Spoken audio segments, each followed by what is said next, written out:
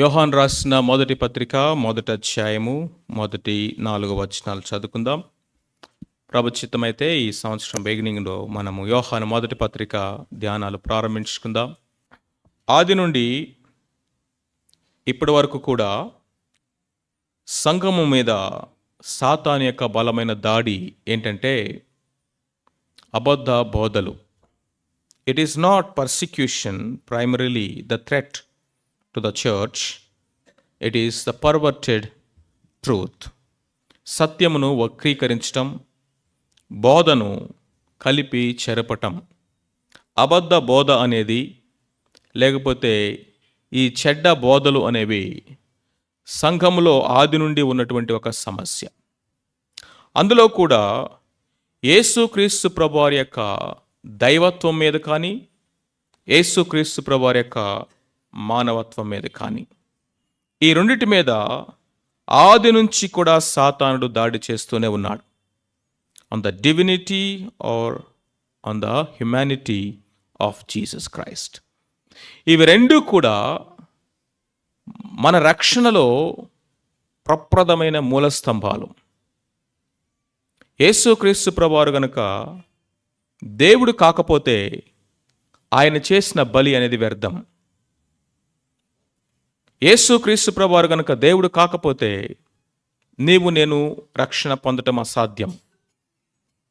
రెండవది, యేసుక్రీస్తు ప్రభువారు మానవుడిగా ఈ భూమి మీదకి రాకపోతే ఆయన నా సబ్స్టిట్యూట్, మనకు బదులుగా మన రిప్రజెంటేటివ్, మన ప్రాతినిధ్యం వహించేవాడిగా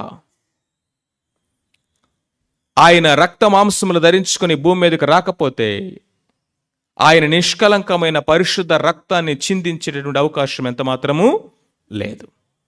so the blend of both humanity and divinity is the foundational Bedrock for salvation and for the church.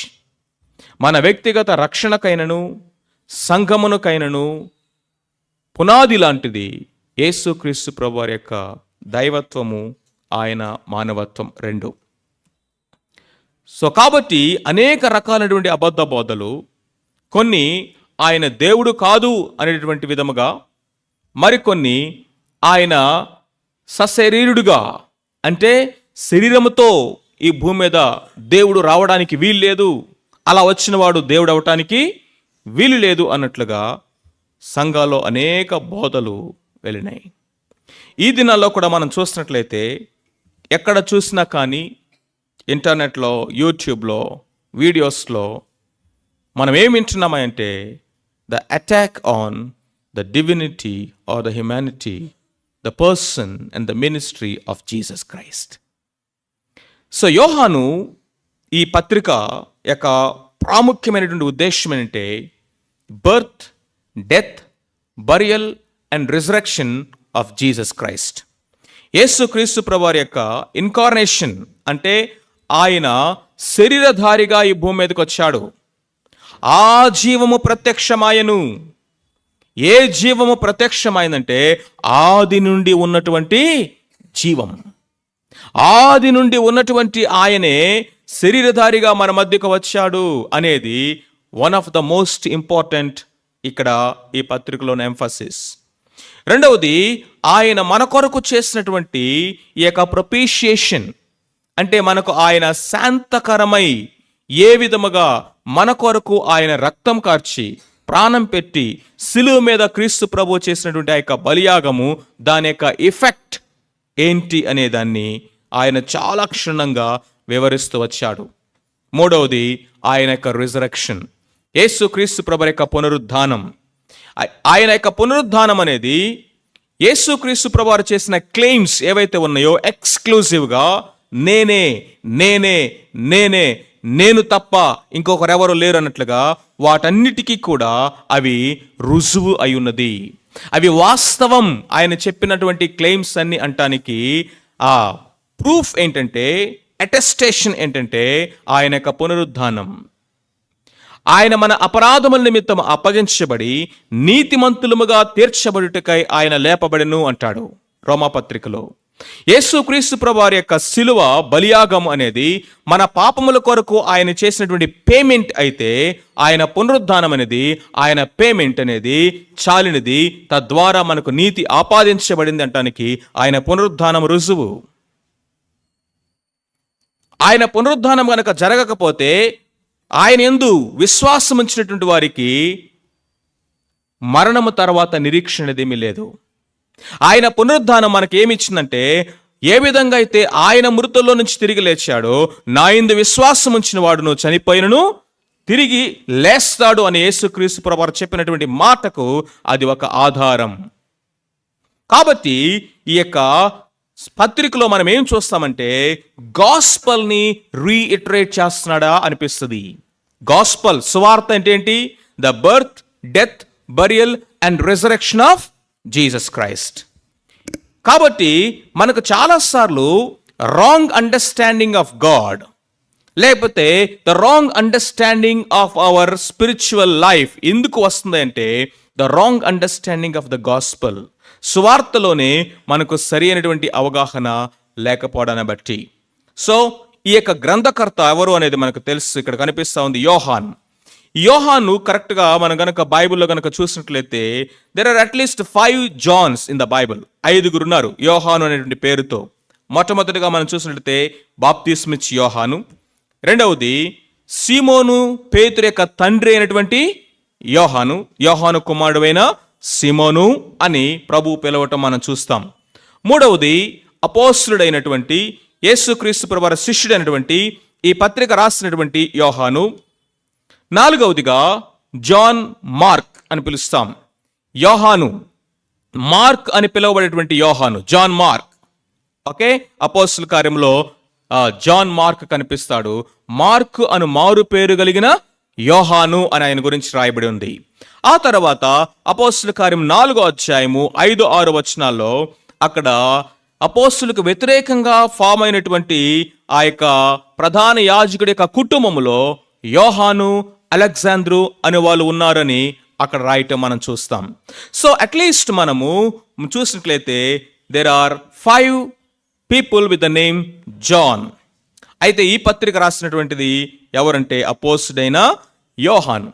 యోహాను గురించి, గ్రంథకర్త గురించి కొన్ని విషయాలు మనము చూసి ముందుకు వెళ్దాం. ఈ యోహాను ఎవరయ్యా అంటే the youngest of the 2 sons of జెబెదీ.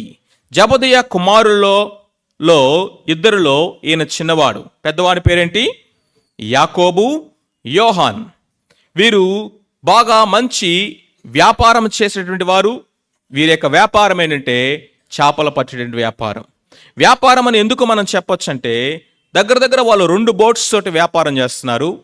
అంతేకాకుండా వారిని క్రీస్తు ప్రభువు నన్ను వెంబడించండి అని పిలిచినప్పుడు తన తండ్రిని ఎవరి దగ్గర ఉంచారట? జీతగాళ్ళ దగ్గర, పనివారి దగ్గర ఉంచి వెళ్ళారు. అంటే వాళ్ళ కింద జీతగాళ్ళు కూడా ఉన్నారు అనేటటువంటి మాట అక్కడ మనకు క్లియర్గా అర్థమవుతుంది. అంటే కొంతమంది జీతగాళ్ళను సైతం పెట్టుకొని, పనివారిని సైతం పెట్టుకొని వారు ఆ యొక్క వర్క్ చేస్తున్నారంటే definitely it is a prosperous business. Fisherman అని మనం చూడొచ్చు. యోహాను యొక్క తల్లి పేరు సలోమి. ఈ సలోమి అనేటువంటి ఆమె యేసుక్రీస్తు ప్రభువారి యొక్క తల్లి అయినటువంటి మరియకు సహోదరి. ఈమె కూడా ఆ యేసుక్రీస్తు ప్రభువారి యొక్క పరిచర్యలో సహాయకులుగా ఉన్నటువంటి స్త్రీలలో ఒకటిగాను, యేసుక్రీస్తు ప్రభువారు పునరుద్ధరణై తిరిగి లేచిన తర్వాత సమాధి దగ్గరికి వెళ్ళినటువంటి స్త్రీలలో ఈమె కూడా ఒకటిగా ఉంది. ఆమె పేరు సలోమి. ఈమెనే జెబెదయి యొక్క భార్య, యాకోబు, యోహాను యొక్క తల్లి. సో ఆ పాయింట్ ఆఫ్ వ్యూలో కనుక మనం చూసినట్లయితే ఇప్పుడు యోహాను యేసుక్రీస్తు ప్రభువారికి కజిన్ అవుతాడు, సమీప బంధు. ఎందుకంటే వీరి యొక్క మదర్స్ ఇద్దరు కూడా సిస్టర్స్ అనేది మనకు తెలుస్తూ ఉంది. యోహాను ఇనిషియల్గా బాప్తిస్మిచ్ యోహాన్ని వెంబడించేటువంటి వారిలో ఒకడుగా ఉన్నాడు. అయితే ఎప్పుడైతే ఈ యోహాను, బాప్తిస్మిచ్ యోహాను, ఇదిగో లోకపాపములు మోసుకుని పోవు దేవుని గొర్రెపిల్ల అని ప్రభు అయిన యేసుక్రీస్తు వారిని లోకానికి తాను పరిచయం చేసే పరిచర్య ప్రారంభించాడో, అదే కదా ఆయన పరిచర్య, మార్గమును సరళం చేయుటకు, ప్రభు కొరకు మార్గాలను సరళం చేయడానికి, ప్రభువుని లోకానికి పరిచయం చేయడానికి, తండ్రుల యొక్క హృదయమును, పిల్లల యొక్క హృదయమును, అవిధైనటువంటి వారి హృదయమును ప్రభు తట్టు తిప్పడానికి ఆయన ఒక దూతలాగా వచ్చాడు. Now he started his ministry saying that, behold the lamb of God, ఇదిగో లోక పాపములు మోసుకొని పోవు దేవుని గొర్రెపిల్ల. వెంటనే ఇప్పుడు దేవుని గొర్రెపిల్లగా యేసుక్రీస్తు ప్రభువారిని వారు కనుగొని మెస్సైగా ఆయన అర్థం చేసుకొని, ఆ తర్వాత వారు తమ యొక్క సహోదరులను, తమ యొక్క స్నేహితులను ఒక్కొక్కరిని ప్రభు దగ్గరికి తీసుకొని రావటం అనేది మనం చూస్తాం. So initially he was the follower of John the Baptist. ఆ తర్వాత యేసుక్రీస్తు ప్రభువారిని కనుగొని మెస్సైగా ఆయన వెంబడించడం మనం చూస్తాం. యేసుక్రీస్తు ప్రభువారి యొక్క 12 మంది శిష్యుల్లో 3 ఇన్నర్ సర్కిల్గా ఉంటాం మనం చూస్తాం. వాళ్ళెవరు? పేతురు, యోహాను, యాకోబు. వాట్ ఏ ప్రివిలేజ్ కదా! ఈ కుటుంబంలో ఈ జబదయి కుమారులకి ఆయన ఇచ్చినటువంటి గ్రేట్ ప్రివిలేజ్ ఏంటంటే వాళ్ళిద్దరు కుమారులు కూడా ఇన్నర్ సర్కిల్లో ఉన్నారు. ఇన్నర్ సర్కిల్ అన్నప్పుడు ఒకరు ఎక్కువ, ఒకరు తక్కువ, లేదా వీళ్ళు గొప్ప, వాళ్ళు ఏమో అల్పమైనటువంటి వారు అనేది కాదు. కానీ లీడర్షిప్లో ఇది చాలా చాలా ప్రాముఖ్యమైనటువంటి సత్యం. దీన్ని అంగీకరించాల్సినటువంటి సత్యం. టీం అనేది ఉంది. ఆ యొక్క టీంలో ఇన్నర్ సర్కిల్ అనేది కూడా ఉంటుంది. ఇన్నర్ సర్కిల్ అంటే ఏంటంటే ఎవరి మీదైతే మనము ఎక్కువగా డిపెండ్ అవ్వగలుగుతామో, ఎవరైతే ఆ పనిలో, ఆ పని కొరకు సామర్థ్యవంతముగాను సమర్పణతో కూడి ఆ విషయాలను ముందుకు తీసుకెళ్లేటువంటి సామర్థ్యం కలిగిన వారుగా ఉంటున్నారో వారిని ఖచ్చితంగా ఇన్నర్ సర్కిల్ అని చెప్పొచ్చు. యేసుక్రీస్తు ప్రభువారి దగ్గరికి 12 మంది శిష్యులు ఉన్నప్పటికీ కూడా ఆయన యొక్క మేజర్ ఫోకస్ 3 మీద పెట్టాడు. ఆయన తన టైం, తన ఎనర్జీ, తన టీచింగ్స్, తన పర్సనల్ ఫోకస్ ఎక్కువగా వీళ్ళ 3లో ఆయన ఇంపార్ట్ చేసినట్టుగా మనకు కనిపిస్తుంది. ఈవెన్ వీళ్ళ 3లో కూడా మరలా కూడా ఇన్నర్ మోస్ట్ సర్కిల్ అన్నట్టుగా తీసుకుంటే the most important key person ఎవరంటే Peter. No doubt at all. ఇది పార్షియాలిటీ కాదు, ఇది స్వార్థం కాదు. ఎందుకంటే ఎప్పుడైతే మనము ఆ యొక్క సెలెక్టివ్గా ఎవరైతే ఆ కీ పొటెన్షియల్స్గా ఉన్నారో వారిని మనము డెవలప్ చేసినప్పుడు ఏమవుతుందంటే వారి ద్వారా పని మల్టిప్లై అవుతుంది. మిగతా వాళ్ళు కూడా ఎంకరేజ్ చేయబడతారు. మిగిలిన వాళ్ళు కూడా ఆ యొక్క ఆ ఎక్స్ప్లోషన్ ఆఫ్ ద వర్క్లో కూడా ఒక నాయకుడిగా ఉండడానికి పీటర్ని చూశాడు. ఆ పీటర్కి సహాయకుడిగా ఉండడానికి లెఫ్ట్ రైట్ ఇంకొక ఇద్దరిని ఎన్నుకున్నాడు. ఆ 3 ఇన్నర్ సర్కిల్ అని పిలిచాడు. వాళ్ళని ప్రత్యేకంగానే ఆయన ట్రైన్ చేశాడు. ప్రత్యేకమైన అనుభవాలు నేర్పించాడు. ప్రత్యేకమైన స్థలాలకు తీసుకొని వెళ్ళాడు. వారిని బిల్డ్ చేశాడు. జాన్ మ్యాక్స్వెల్ అంటాడు, the strength of the leader is inner circle అంటాడు. The strength of a leader is inner circle. ఒక నాయకుడి యొక్క గ్రేటెస్ట్ పొటెన్షియల్ ఎవరంటే తనకున్నటువంటి ఇన్నర్ సర్కిల్. ఎవరి మీద తను ఆధారపడతాడు, ఎవరిని మీద డిపెండ్ అవుతాడు, ఎవరు ఇమ్మీడియట్గా అవైలబుల్గా ఉంటారు. కాబట్టి ఈ యొక్క జబదయి కుమారులిద్దరూ యోహాను, యాకోబులు కూడా ఇన్నర్ సర్కిల్లో ఉన్నారు. సో ఇక్కడున్న మనం అందరం కూడా ఏం కోరుకోవాలంటే, ప్రభువా నేను కూడా ఇలాంటి ఆ యొక్క బాధ్యతాయుతమైనటువంటి వాడిగా, ఈ విధంగా మీ చేతిలో వాడబడేవాడిగా నేను ఉండాలి. సో చాలామంది అవుటర్ మోస్ట్ కోర్ట్లో ఉంటారు, వాళ్ళు బయటే ఉంటారు, కానీ ఎప్పుడు వాళ్ళు లోపలికి రారు మందిరంలోనికి. కొంతమంది వస్తారు, వారు ఆవరణంలోకి మాత్రమే వస్తారు, ఇంకా ఆ తర్వాత వాళ్ళ ముందుకు రారు. మరికొంతమంది వస్తారు, పరిశుద్ధ స్థలం దాకా మాత్రమే ఎంటర్ అవ్వగలుగుతారు, మిగతా వాళ్ళు ఉండరు. కొద్దిమంది మాత్రమే, లేకపోతే ఒకరు మాత్రమే అతి పరిశుద్ధ స్థలంలోనికి వెళ్తారు. సో ఇది దేవుడు అప్పగించినటువంటి డెసిగ్నేటెడ్ ఆఫీస్ అయినప్పటికీ కూడా మనము మన యొక్క జీవితాల్లో యేసుక్రీస్తు ప్రభు ద్వారా రాజులేని యాజక సమూహముగా చేర్చబడ్డాము. మనమందరము కూడా నాయకులుగా ఉండడానికి పిలువబడ్డాం. మన ఏరియా ఆఫ్ ఇన్ఫ్లుయెన్స్లో మనమందరము కూడా ప్రభువా ఇన్నర్ సర్కిల్లో ఉండాలి, కీ పర్సన్స్గా ఉండాలి, డిపెండబుల్ పర్సన్స్గా ఉండాలి. నేను నా మీద ఉన్నటువంటి వారు నా మీద ఆధారపడేటటువంటి వారిగా ఉండాలి, అవైలబుల్గా ఉండాలి. ఇదిగో నాకు అది చేత కాదు, ఇది చేత కాదు అని సాకులు చెప్పేవాడిగా కాదు. ఒకవేళ చేత కాకపోయినా నేను నేర్చుకునేటటువంటి వాడిగా ఉండాలి. కొత్త వాటిని ఎక్స్ప్లోర్ చేయాలి, వాటిని నేర్చుకోవాలి. అప్పుడు దేవుడు మనల్ని ఆ యొక్క కీ రోల్స్లోకి ఆయన తీసుకొస్తాడు. ఎందుకో తెలుసా, నువ్వు కొంచెం వాటిలో నమ్మకంగా ఉంటే నేను అనేకమైన వాటి మీద నియమిస్తాను ప్రభువే చెప్పాడు. సో కాబట్టి ఇది మనం ఇక్కడ నుంచి నేర్చుకోవాల్సినటువంటి ఆత్మీయ సత్యం. జాన్ని ఆ వేదాంత పండితులు ఏమని రాస్తారంటే ద బెంజమిన్ ఆఫ్ ద 12 అన్నారు. యాకోబుకి 12 మంది పిల్లలు ఉన్నారు కదా, వారిలో ఆఖరి వాళ్ళు ఎవరు? బెన్యామిన్. ఇప్పుడు ఈ 12 మందిలోనట the youngest, the darling of Jacob 12 లాగా, ద బెంజమిన్ ఆఫ్ జేకబ్ 12 లాగా ఈ 12 మందిలో ఈ యొక్క యోహాను బెంజమిన్ లాంటి వాడు, యంగెస్ట్ అని చెప్తారు. ఈ మాట వింటున్నప్పుడు నాకు ఆశ్చర్యం వేస్తుంది.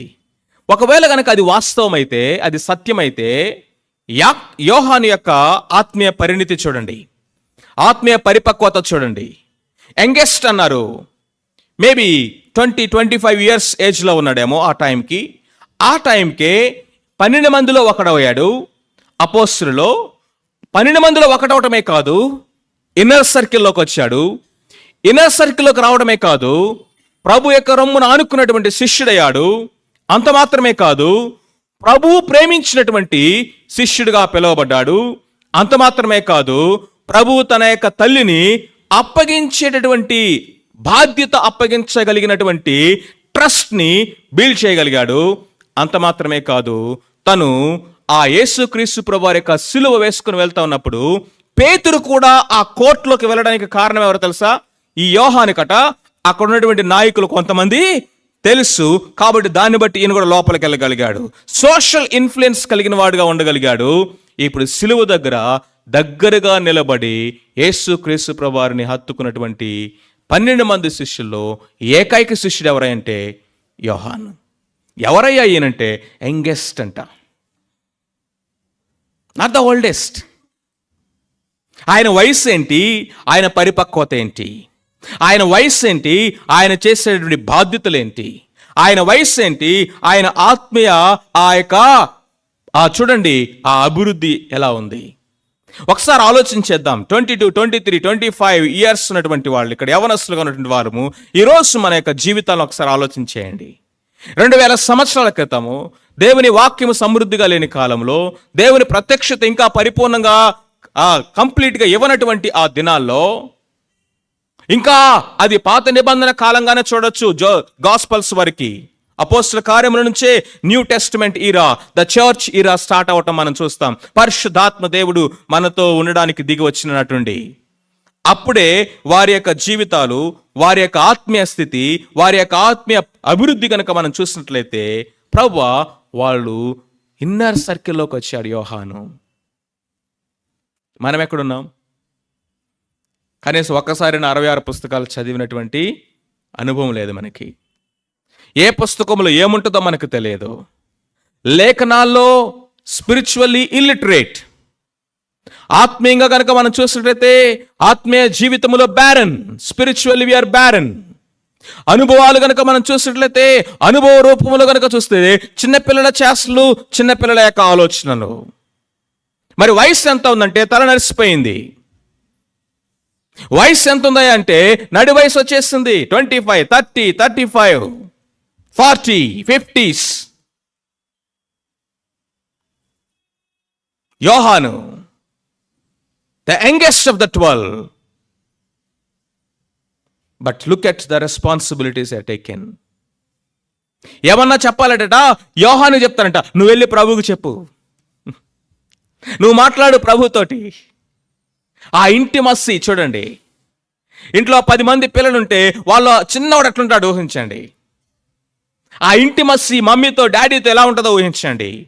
యోహాను తను ప్రభువుని కలుసుకున్న నాటి నుండి అలాంటి ఇంటిమస్సీని, అలాంటి రిలేషన్షిప్ని, అలాంటి ఆ హృదయాన్ని దగ్గరగా ఎరిగేటటువంటి స్థితిని కలిగినటువంటి అపోస్తలుగా ఉన్నాడు. దేవుని యొక్క హృదయానికట ఎప్పుడు ఆనుకున్నట, ఆయన రొమ్మును ఆనుకున్న శిష్యుడని యోహాను పిలువబడ్డాడు. కాబట్టి ఆయన హృదయంలో ఉన్న ప్రేమను ఆయన అనుభవించాడంట. అందుకే ఈయన పేరేంటి తెలుసా? ప్రేమకు అపోస్తలుడు, ద అపోస్టల్ ఆఫ్ లవ్. ప్రేమను గురించి మాట్లాడాలంటే యోహానే మాట్లాడగలడు. ప్రేమను గురించి డిఫైన్ చేసింది ఆయనే, ప్రేమను డిస్క్రైబ్ చేసింది ఆయనే, ప్రేమను డిమాండ్ చేసింది ఆయనే. దేవుడు లోకమును ఎంతో ప్రేమించెను అని ఇదిగో సువార్తలో ఆయన ప్రేమను డిఫైన్ చేశాడు. ఆ తర్వాత ఇదిగో ఆ యొక్క ప్రేమ మనము ఏ విధంగా ఆయన మన ఎడల తన ప్రేమను వెల్లడిపరిచాడో మొదటి పత్రికలో రాశాడు. దేవుడు మన పట్ల ఎట్లి ప్రేమను ఆయన కనపరిచాడో చూడండి అంటా ఉన్నాడు. ఆ తర్వాత ఆ పత్రికలు అంటున్నాడు, మనము కూడా ఒకరి కొరకు ఒకరు ప్రాణం పెట్టినంతగా ప్రేమించా బద్ధులమై ఉన్నామని ఆ ప్రేమను డిమాండ్ చేస్తున్నాడు. ఎలా తెలుస్తుందయ్యా ఈ ప్రేమ నీకంటే, ఆ సిలువ దగ్గర నేను నిలబడ్డాను, ఆ ప్రభు రమ్మును ఆనుకున్నాను, ప్రేమను అతి సమీపంగా చూసింది నేనే, ఆ ప్రేమను అతి సమీపంగా అనుభవించింది నేనే, ఆ ప్రేమను హృదయం నిండా పోయబడి ప్రభు కొరకు ఎక్కువ శ్రమలు అనుభవించబడింది కూడా నేనే.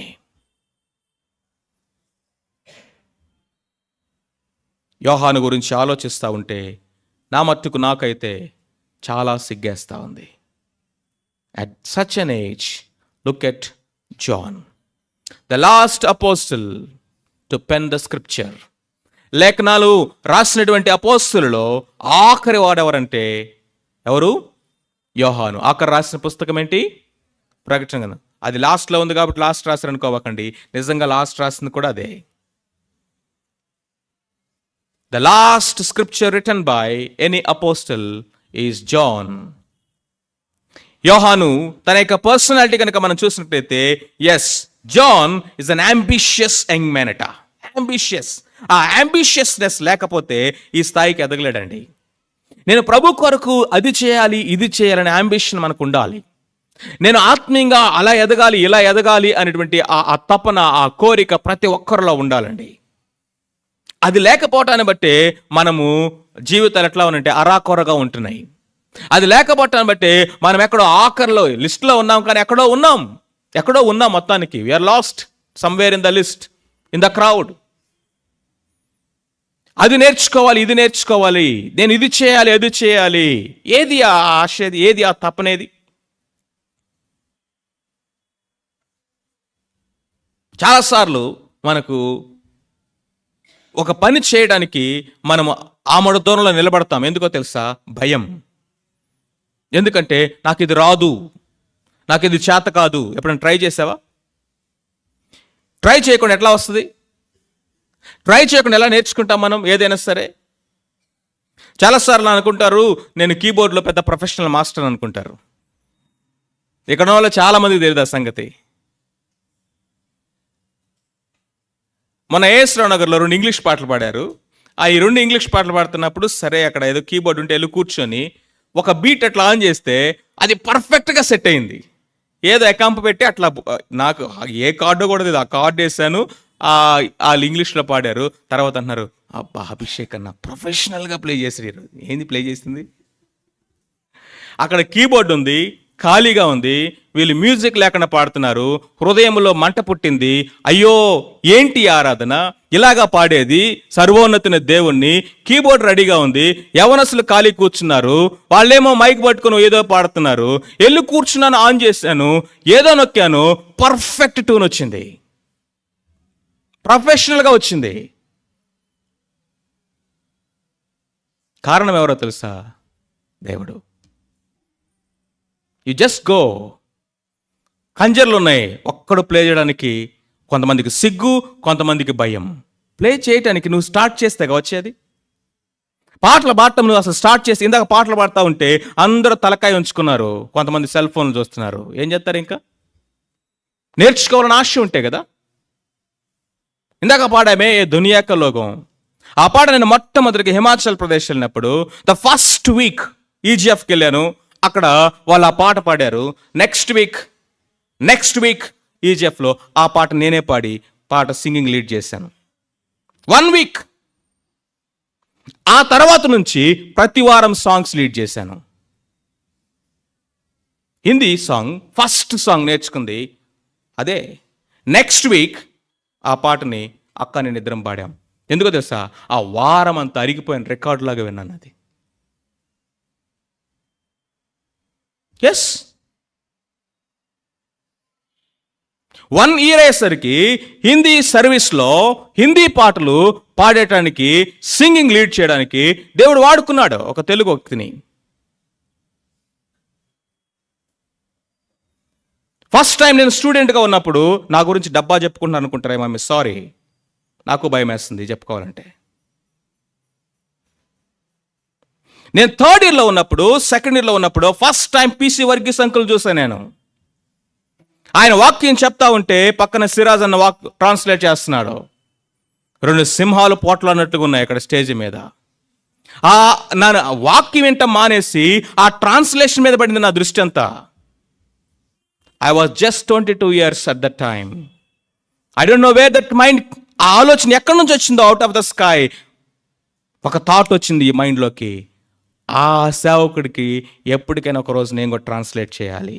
అది స్కేరీ అనుకుంటారో, క్రేజీ అనుకుంటారో, మ్యాడ్ థాట్ అనుకుంటారో, ఇంకోటి అనుకుంటారో, ఎందుకు వచ్చిందో తెలియదు. బట్ లేటర్ మీ అందరికీ తెలుసు, మోర్ దాన్ 10 years ఆ సేవకుడు పక్కన నిలబడి వాక్యం ట్రాన్స్లేట్ చేయడానికి దేవుడు వాడుకున్నాడు నన్ను.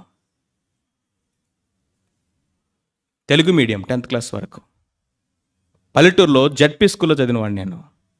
6వ తరగతిలోనే ABCDలు. అప్పటిదాకా స్కూల్కి అసలు వెళ్ళలేను.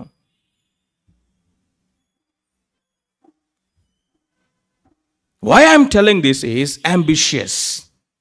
Be ambitious. ఇప్పటికీ కూడా నేను ఏమైనా నేర్చుకోవాలి, కోర్సులు చేయాలి, కాన్ఫరెన్స్లకు అటెండ్ అవ్వాలి, ప్రీచింగ్ మీద కానీ, లేకపోతే దేవుని యొక్క బైబిల్ మీద కానీ, ఇంకా ఏం చేయాలి, because I'm never ever satisfied with what I am. That dissatisfaction is a holy dissatisfaction. అది ఉండాలి అందరిలో. నా పని, దేవుడు నాకు అప్పగించిన పని షెపర్డింగ్, దేవుడు నాకు అప్పగించిన పని to feed and to protect. మందన మేపాలి, మందన కాయాలి. ఈ 2 పనుల కోసము రాత్రింబావులో కష్టపడటానికి నేను రెడీ. దేవుడు మీకు అప్పగించిన పని ఏంటి? దేవుడు మీకు అప్పగించిన బాధ్యత ఏంటి? దేవుడు మిమ్మల్ని పిలిచిన పిలిపేంటి? Are you ambitious? John, young man, సరిగా మీసాలు కూడా లేవంట ఆయనకి. ఆయన యేసుక్రీస్తు ప్రభువారి యొక్క బ్యాండ్లో, ఆ శిష్యుల యొక్క సమూహంలో జాయిన్ అయ్యే టైంకి 5 పుస్తకాలు రాశాడండి. 5 పుస్తకాలు న్యూ టెస్టిమెంట్లో. The greatest gospel John. 3 పత్రికలు రాశాడు. Ultimate revolution. అంబిషియస్. అంతేకాదు ఆయన యొక్క పర్సనాలిటీ కనుక చూస్తే he was impulsive and aggressive in the initial stage. Yesukreestu ప్రభువారిని ఆయన వెంబడించినటువంటి ఆరంభ దినాల్లో ఆయన చూస్తే ఎట్లా ఉన్నాడు తెలుసా? దుడుకు. అంతేకాదు అగ్రెసివ్. అందుకనే ప్రభు వీళ్ళిద్దరికి ఏం పేర్లు పెట్టాడు? ఉరిమెడువారట. ఉరుముటమే ఆయన. కళ్ళు ఎర్ర చేయటం, పళ్ళు పటపట కొరకటం, ప్రభు అగ్ని దించమంటావా అంటున్నాడు. ఏలి అనుకున్నాడు ఈయన. ఏంటి? పాత నిబంధన కదా, ఏలియాని చూసి ఉంటాడు. ఆయన గురించి విని ఉంటాడు. ఇక నేను కూడా ఏలియా లెక్క ఆకాశం నుంచి అగ్ని దించాలి, వీళ్ళని వాళ్ళని కాల్చాలి అనుకున్నాడు. సమరయ మార్గం నుంచి వీళ్ళని వెళ్ళనేయకపోతే ప్రభు దగ్గరికి వెళ్ళి, ప్రభా ఆకాశం నుండి అగ్ని దించమంటావా అంటున్నాడు. అలాంటి వారు, ఉరిమిడి వారు, aggressive man, impulsive man, impatient man, ప్రేమకు అపోస్తుడయ్యాడు. మలమల కాడేటువంటి ఆయిల్లో పూరిలాగా ఏపుతున్నాడంట యోహాన్ని. గారెలు ఏపినట్టుగా ఏపారండి ఆయిల్లో ఆయన్ని, బజ్జీల్లాగేసి. అలాంటి కాలిపోయినటువంటి శరీరంతో ఇంకా బ్రతుకున్నాడు. అలా బ్రతుకున్నటువంటి ఆయన్ని తీసుకెళ్లి పద్మాస్ దీపంలో పడేశారు. Was chained into the coal mine, granite's mine. He was tortured.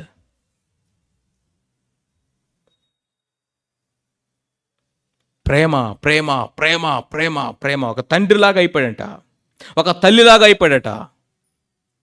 నోరు తెరిస్తే ఇక ప్రేమే. ఒకప్పుడు ఈయన ఎవరో తెలుసా? నోరు తెరిస్తే లేపే ప్రభు ఆయన్ని. What a transformation, what a maturity. ప్రభువుతో ఉన్నవారు వీళ్ళు. ఈ 12 మంది ఎవరట? They were with Jesus, they walk with Jesus, they were with Jesus. Yesukreestu ప్రభువుతో ఉన్నారు, యేసు ప్రభుతో నడిచారు, యేసుక్రీస్తు ప్రభువును చూశారు.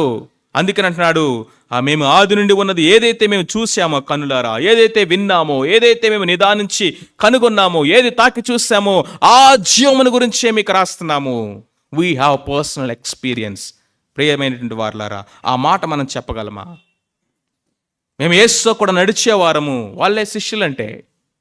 యేసుతో కూడా ఉన్నవారము, వారే డిసైపుల్స్ అంటే.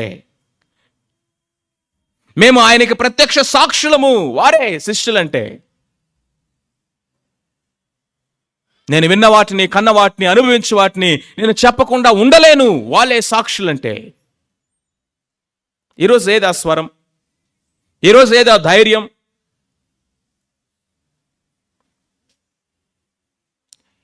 యోహాను గురించి ఇంకా కనుక మనం చూసినట్లయితే, ఆయన ఇలాంటి వ్యక్తి.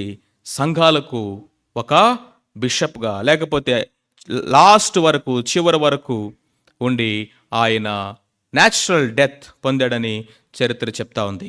మిగిలిన వాళ్ళందరూ హతసాక్షులయ్యారు, కానీ యోహాను యొక్క స్పిరిచువాలిటీ, ఈయన పర్సనాలిటీ చూసాము. యోహాను యొక్క స్పిరిచువాలిటీ కనుక మనం చూసినట్లయితే, the only disciple who stands at the cross. ఆ సిలువ దగ్గర నిలబడినటువంటి శిష్యులలో ఈయనే ఒక్కడే అక్కడ ఉండటం మనం చూస్తాం. Is faithful to the end. నమ్మకంగా ఉన్నాడు చివరి వరకు. దేవుడు అప్పగించినటువంటి పనిని నమ్మకంగా చేసినటువంటి వాడుగా కనిపిస్తా ఉన్నాడు. ఈ యోహాను 5 పుస్తకాలు రాశాడు. మొట్టమొదటిది సువార్త. సువార్త యొక్క సారాంశం అంతా కూడా అంటే ప్రేమ. సువార్త, యోహాను సువార్త యొక్క సారాంశం అంతా ఏంటి? ప్రేమ. దేవుని యొక్క ప్రేమను గురించి రాశాడు. That they may believe in Jesus and have eternal life.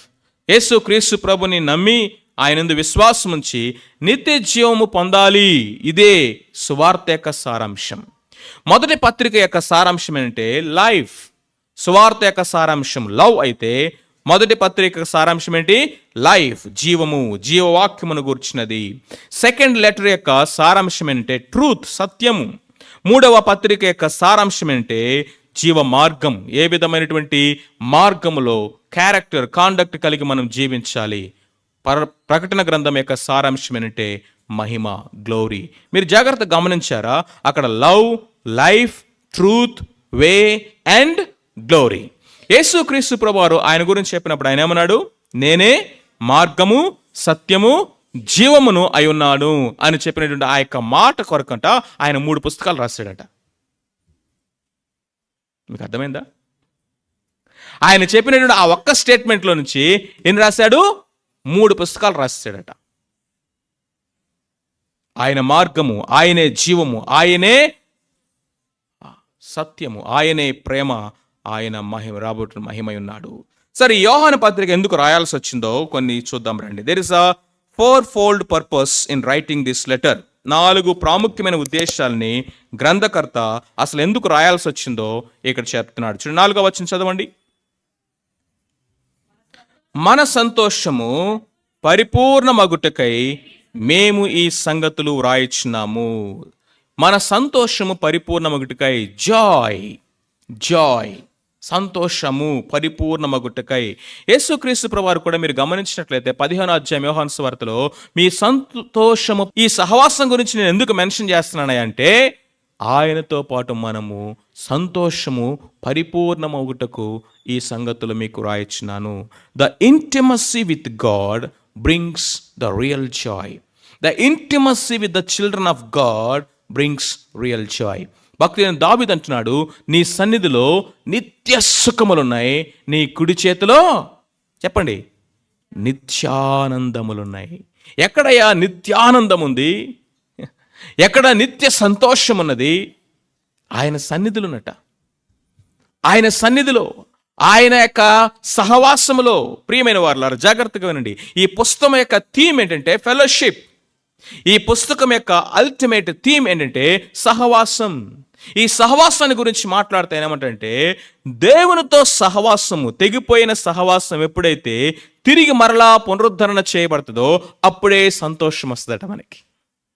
పాపం వలన పాడైపోయినటువంటి, తెగిపోయినటువంటి, దూరం అయిపోయినటువంటి ఈ సంబంధం ఏమవ్వాలంటే తిరిగి రీఎస్టాబ్లిష్ అయిన రోజున దెన్ ద జాయ్ అబౌండ్స్. రెండవది, దేవుని యొక్క బిడ్డలతో సహవాసంలో మనం ఎప్పుడైతే అన్యోన్యత కలిగి జీవిస్తామో అక్కడ సంతోషం ఉంటుందట. సహోదరుడు ఐక్యత కలిగి ఉండుట ఎంత మేలు, ఎంత మనోహరము, ఆశీర్వాదము, శాశ్వత జీవము అచ్చట ఉండవలనని యెహోవా సెలవిచ్చున్నాడు. అది మనోహరము, అది మంచిది, అంతేకాదు అది ఆశీర్వాదము, అది శాశ్వత జీవం. ఎందుకంటే అక్కడ దేవుని యొక్క బిడల సహవాసములో సంతోషం ఉంటుంది. మొదటగా దేవునితో సహవాసం రెస్టోర్ అయింది, దేవుని యొక్క బిడలతో సహవాసం రెన్యూ అయిపోయింది. ఇప్పుడు అంటున్నాడు జాయ్ పరిపూర్ణమవుతుంది అంటున్నాడు. That is the first thing. రెండవ కారణం ఏంటంటే 2వ అధ్యాయం 1వ వచనం చదవండి. 2వ అధ్యాయం 1వ వచనం ఎందుకు రాస్తున్నాడు ఈయన? నా చిన్న పిల్లలారా, మీరు పాపము చేయకుండా ఉండుటకై పాపం వలన వచ్చే జీతము మరణం. 23వ వచనం, పాపం వలన వచ్చే జీతము మరణము, అయితే మన ప్రభు అయిన యేసు క్రీస్తునందు దేవుని ఉచితమైన కృపావరం ఏంటి? నిత్య జీవం. The wages of sin is death, but the free gift of God in Christ Jesus is eternal life. Yesu క్రీస్తునందు నిత్య జీవం. నిత్య జీవం అంటే ఏంటంటే యేసు ప్రభువారు చేసిన ప్రార్థనలో మనకు అర్థమవుతుంది. అద్వితీయ సత్య దేవుడైన నిన్ను నీవు పంపిన యేసు క్రీస్తును ఎరుగుటయే నిత్య జీవం. యోహాను 17:3. Eternal life is Jesus Christ. ఎవరైతే యేసుక్రీస్తును సొంత రక్షకుడిగా అంగీకరించారో, ఎవరైతే యేసుక్రీస్తును హృదయంలో కలిగిన వారుగా ఉన్నారో, ఎవరి యొక్క పాపములకైతే ఆయన రక్తముల పరిహారము జరిగిందో, ఎవరైతే ఆత్మమూలముగాను దేవుని యొక్క వాక్య మూలముగాను తిరిగి జన్మించిన వారుగా ఉన్నారో, నూతన సృష్టిగా చేయబడిన వారు ఉన్నారో, పాతవి గతించను అని ఎవరైతే చెప్పగలరో, నేను తిరిగి జన్మించాను అన్న అష్యూరెన్స్ ఎవరికైతే ఉన్నదో వారు నిత్య జీవము కలవారు. నిత్య జీవము నాలో 1998 అక్టోబర్ 27వ తారీఖునే స్టార్ట్ అయింది. Eternal life has began already in me. అది బిగిన్ అయి 25 years అయింది ఇప్పటికే. I'm living eternal life since 25 years and it will go eternity. And he has started somewhere and it will go. ఎప్పటి వరకు అంటే యుగ యుగాల వరకు. ఎప్పుడు స్టార్ట్ అయిందా అంటే when I confessed my sin, when I received Jesus Christ in my heart, when I know that for sure I'm truly born again, ఆ రోజున నేను చెప్పగలను నిత్య జీవము మనలో స్టార్ట్ అయింది. ఆ నిరీక్షణ అనేది ఈ లోకంలో ఏదొచ్చినా, ఏ పరిస్థితి వచ్చినా, ఎలాంటి సిచ్యువేషన్ ఎదురైనా కానీ, ఈవెన్ డెత్ వచ్చినా కానీ ఇట్ కెనాట్. నీలో ఆ నిత్య జీవాన్ని ఎవరూ తీసేయలేరు. ఇదండి గ్రేట్ అష్యూరెన్స్ విశ్వాసికి. ఈ నిశ్చయిత లేకపోతే మన బ్రతుకి భూమి మీద దౌర్భాగ్యం. క్రైస్తవులను చెప్పుకుంటాం, ప్రార్థన చేస్తాం, మందిరానికి వస్తాం, మరి ప్రతి చిన్నదానికి మూలం కూర్చొని ఏడుస్తాం. అయ్యో నా బ్రతికేంటి, అయ్యో నా బ్రతికేంటి, అయ్యో నా బ్రతికేంటి. అంతకంటే దౌర్భాగ్యం భూమి మీద ఇంకోటి లేదండి. వాళ్ళ బెటర్ మనకంటే. ఎందుకు తెలుసా? వాళ్ళకి నిరీక్షణ గురించి మాటలు లేవు, ఈ విధమైనటువంటి బోధ లేదు, ఈ విధమైనటువంటి ఏమీ లేదు. వాళ్ళ బ్రతుకంతా మరణం వరకే వాళ్ళకి తెలుసు. ఆ మరణం దగ్గరికి వస్తుందంటే ఇంకా అయిపోయింది, ఇంకా క్లోజ్ అని. మనమేమో యేసు ప్రభు గురించి మాట్లాడతాం, పునరుద్ధానం గురించి మాట్లాడతాం, నిత్య జీవం గురించి మాట్లాడతాం, మారు మనస్సు గురించి మాట్లాడతాము. మనం మాటి మాటికి మళ్ళీ సనుగుతాం, గొణుగుతాం. మళ్ళీ చెప్తున్నాను వినండి, eternal life is not a place to go, eternal life is a person to receive. నిత్య జీవం అంటే ఏదో నువ్వు వెళ్ళే ఒక ప్లేస్ అనుకోబాకు. చనిపోయిన తర్వాత ఎక్కడికో వెళ్ళేది కాదట, బ్రతికుండగానే పొందుకునేదట. ఆ పొందుకునే నిత్య జీవం ఎవరో కాదు, ప్రభు అయిన యేసుక్రీస్తు. ఇప్పుడు సూటి అయిన ప్రశ్న ఏంటో తెలుసా? నీవు ఆ క్రీస్తు ప్రభుని నీ సొంత రక్షకుడిగా అంగీకరించావా? నిత్య జీవము నీలో స్టార్ట్ అయిందా? నిత్య జీవములో, ఈ జీవములో, ఈ భూమి మీద నువ్వు జీవిస్తున్నావా? Are you living eternal life in this life on this earth? ఒకవేళ అది లేకపోతే ఈరోజే నీ పాపాలు ప్రభు దగ్గర ఒప్పుకో. ఈరోజే ఇట్ విల్ స్టార్ట్. ఈరోజే it's a beginning, the first Sunday of this year, the first resurrected day of this year, maybe the day of resurrection in your life and a new beginning in life.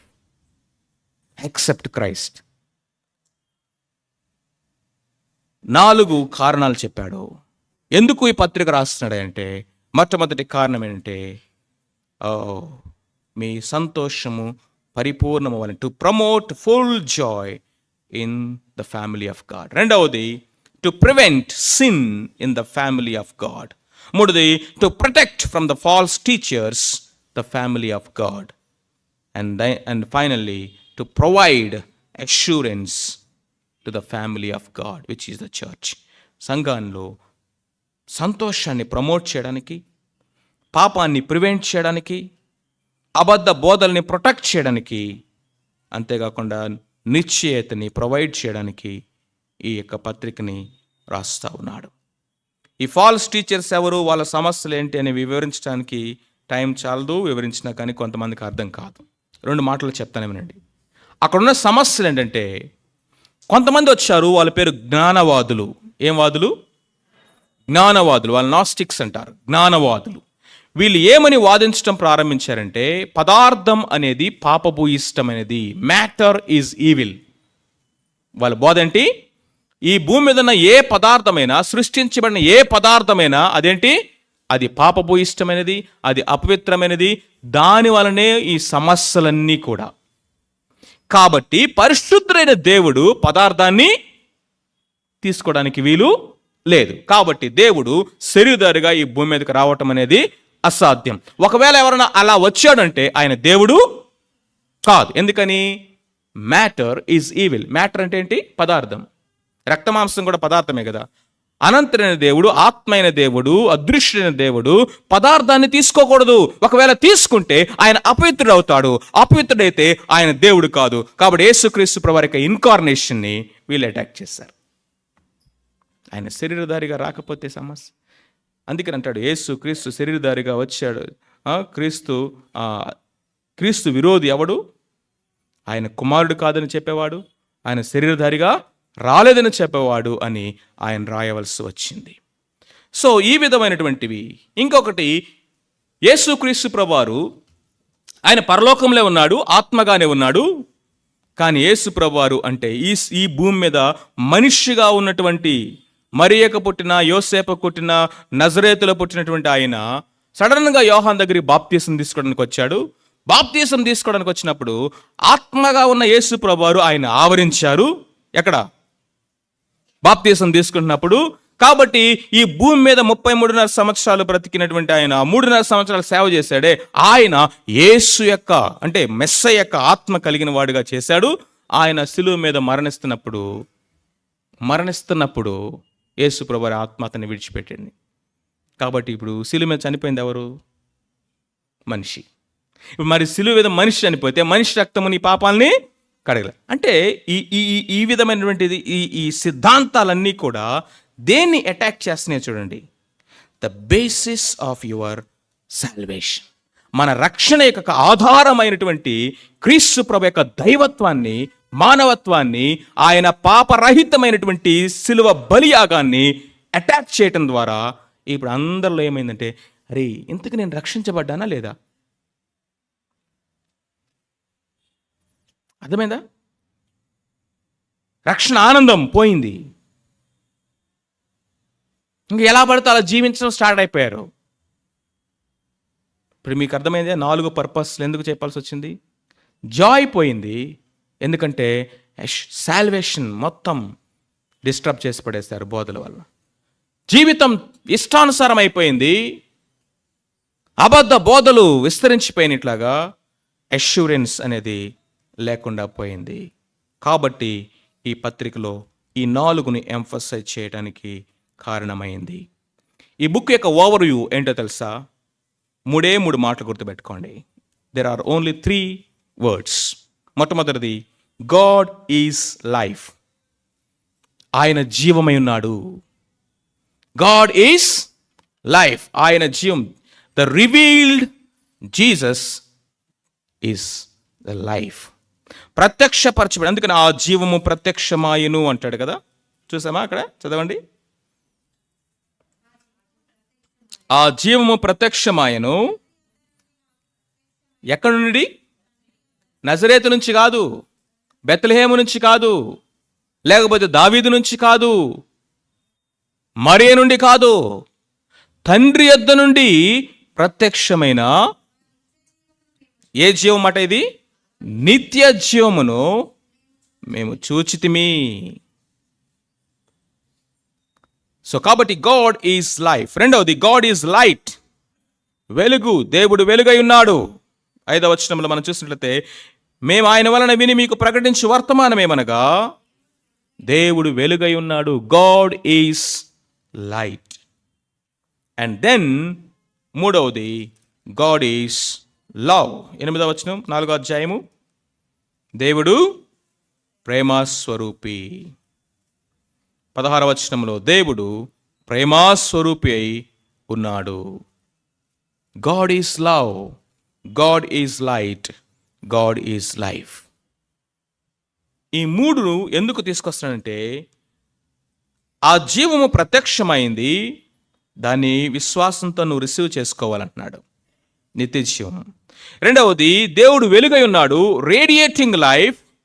ఈ వెలుగు అనేది మనలో ఉన్నటువంటి చీకటిని తీసివేసి అపవిత్రమైన జీవితం నుంచి మనల్ని పరిశుద్ధతలోకి నడిపిస్తుంది. మూడవది, గాడ్ ఈజ్ లవ్. దేవుడు ప్రేమై ఉన్నాడు. ఈ ప్రేమ సహవాసంలో ఏం ప్రొడ్యూస్ చేస్తుంటే ఆ యొక్క దేవుని యొక్క గుణాన్ని ప్రొడ్యూస్ చేస్తుంది. Life to be received, light to be radiated and love to be produced in the fellowship. టోటల్గా ఈ బుక్ యొక్క థీమ్ ఏంటి? ఫెలోషిప్. ఏం చెప్పండి? ఫెలోషిప్. ఒక అవుట్లైన్ చెప్పేసి ఈరోజు నేను క్లోజ్ చేస్తాను 5 minutesలో. ఈరోజు only introduction, right? So next week నుంచి మనం ప్యాసేజ్ బై ప్యాసేజ్ వెళ్దాం. 1వ అధ్యాయం 1వ వచనం నుండి 2వ అధ్యాయం 27వ వచనం వరకు. 1వ అధ్యాయము 1వ వచనం నుండి 2వ అధ్యాయం 27వ వచనం వరకు ద బేసిస్ ఆఫ్ ఫెలోషిప్. సహవాసమునకు మూలం, ఆధారము. మన యొక్క సహవాసానికి ఆధారం ఏంటి? బేసిస్ ఏంటి? God is light. చెప్పండి, గాడ్ ఈజ్ లైట్. ఆయన వెలుగై ఉన్నాడు. వెలుగట సరి అయినటువంటి సహవాసానికి ఆధారమట. బ్యూటిఫుల్ ట్రూత్ ఇది. లైట్ అనేది యథార్థత, సత్యవత్వము, దాపరిక లేనితనము, ఏ విధమైనటువంటి ఇక దాని ఏమంటారు కల్ముషం లేకుండా, చీకటి లేకుండా, అంతా ట్రాన్స్పరెంట్గా, ఓపెన్గా, ఇంటిగ్రిటీతో ఉన్నప్పుడు అది నిజమైనటువంటి ఫెలోషిప్ని ప్రొడ్యూస్ చేస్తుంది. Light. The basis of our fellowship, God is light. రెండవది, 2వ అధ్యాయం 28వ వచనం నుండి 5వ అధ్యాయం 21వ వచనం వరకు, అంటే చివరి వరకు ద బిహేవియర్ ఆఫ్ ఫెలోషిప్. 2 మాటలు అవుట్లైన్లో, ఇవి 2 గుర్తుపెట్టుకోండి. The basis of our fellowship, God is light. The behaviour of our fellowship, God is love. బిహేవియర్లో, సహవాసంలో ఏ బిహేవియర్ అయినా తీసుకోండి, ఏ పనైనా తీసుకోండి, ఏ ఇమోషన్ అయినా తీసుకోండి, ఏ దానికైనా సరే అసలు ఆధారం బిహేవియర్కి ఏంటంటే love, love, love. God is light, that is a basis of our fellowship. God is love, that is a behaviour of our fellowship. ఈ పత్రిక మొత్తాన్ని 2 మాటల్లో తేల్చిపడేశాడు. ఇవి రెండింటినీ మనం చాలా జాగ్రత్తగా ముందున్నటువంటి టైంలో మనం ధ్యానం చేద్దాం. అంతేకాదు, ఈ పత్రిక అంతట్లో కేంద్ర బిందువు ఎవరంటే యేసు ప్రభు, క్రైస్ట్. యేసుక్రీస్తు ప్రభువే కేంద్రం. ఆయన చేసినటువంటి పరిచర్యని ఎంఫసైజ్ చేశాడు. ఒకసారి అది చదువుకుందాం, చూడండి. 4వ అధ్యాయం 9-10 వచనాలు చదవండి. మనము ఆయన ద్వారా జీవించినట్లు దేవుడు తన అద్వితీయ కుమారుని లోకములోనికి పంపెను. దీని వలన దేవుడు మన యందు ఉంచిన ప్రేమ ప్రత్యక్షపరచబడెను. మనము దేవుని ప్రేమించటమని కాదు, తానే మనలను ప్రేమించి మన పాపములకు ప్రాయశ్చిత్తమై ఉండుటకు తన కుమారుని పంపెను. ఇందులో ప్రేమ ఉన్నది. ఈ 2 వచనాలు ఏ టెన్స్లో రాయబడినాయి? ఇంగ్లీష్ గ్రామర్ చెప్పండి. ఏ టెన్స్లో రాయబడినాయి? Past tense. అంటే మొట్టమొదటిగా ఈస్ పాస్ట్ మినిస్ట్రీ. ఆయన గతంలో చేసినటువంటి పరిచర్య సంఘం పట్ల ఏంటంటే తన కుమారుని పంపటం. ఆ కుమారుని మన కొరకు సిలువ మీద బలిగా అర్పించి ఆయన ప్రేమ ఏంటో మనకి ప్రత్యక్షపరిచాడట. His past ministry is Jesus birth, death, burial and resurrection. Right? 1వ అధ్యాయం 9వ వచనం చదవండి. మన పాపములను మనము ఒప్పుకొనిడలా ఆయన నమ్మదగిన వాడును నీతిమంతుడును గనుక ఆయన మన పాపములను క్షమించి సమస్త దుర్నీతి నుంచి మనల్ని పవిత్రులుగా చేయును. పవిత్రులుగా చేయును. ఇది ఎప్పుడు? చేసెను అని రాస్తుందా? చేయబోతున్నాడు అని రాస్తుందా? చేయును అంటే it is a present continuous tense. ఆయన చేస్తా ఉంటాడు. మనం ఒప్పుకుంటే ఆయన మనల్ని కడిగి పవిత్రపరుస్తాడు. This is present work. 2వ అధ్యాయం మొదటి 2 వచనాలు చదవండి. నా చిన్న పిల్లలారా, మీరు పాపము చేయకుండాటకై ఈ సంగతులను మీకు రాయిచున్నాను. ఎవడైనను పాపము చేసినట్లా నీతిమంతుడైన యేసు క్రీస్తుని ఉత్తరవాది తండ్రి యొద్ద మనకు ఉన్నాడు.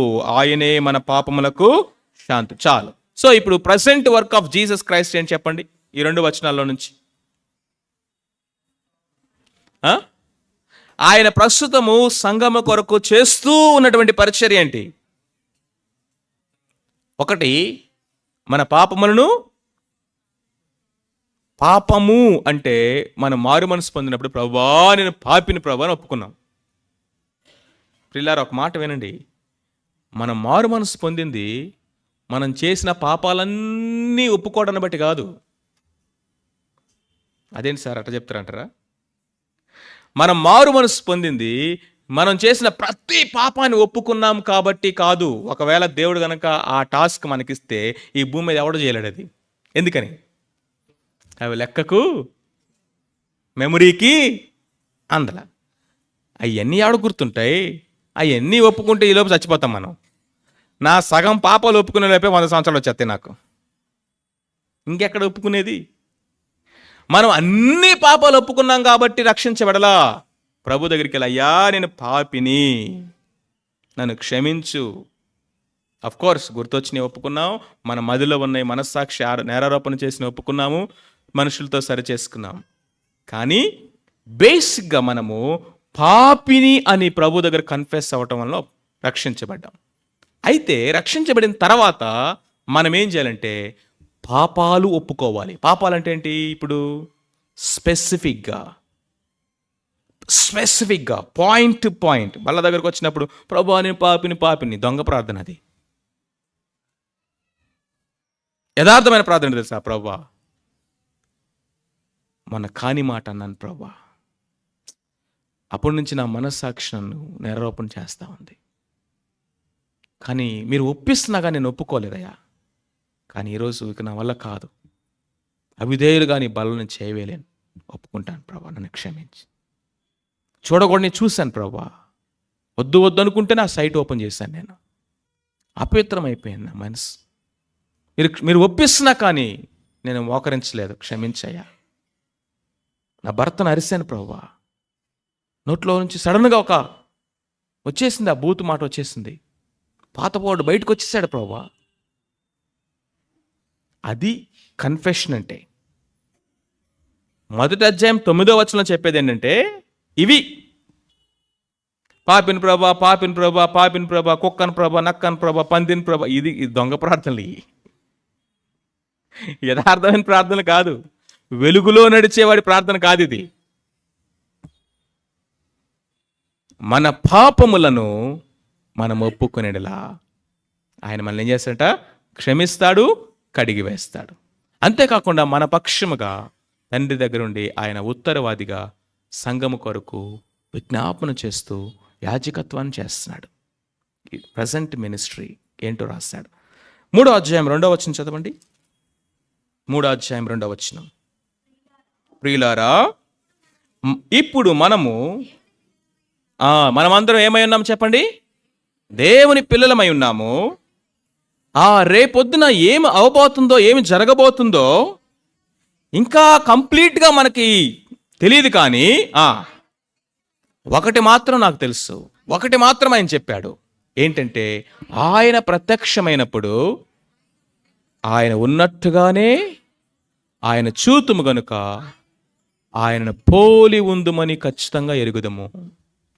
అన్నా, పరలోకం గురించి నాకు డీటెయిల్స్ అన్నీ చెప్పమంటే యోహాన్ అన్నాడు, ఆ డీటెయిల్స్ అన్నీ నేను చెప్పలేను, కానీ ఒకటి మాత్రం నేను ఖచ్చితంగా చెప్తా.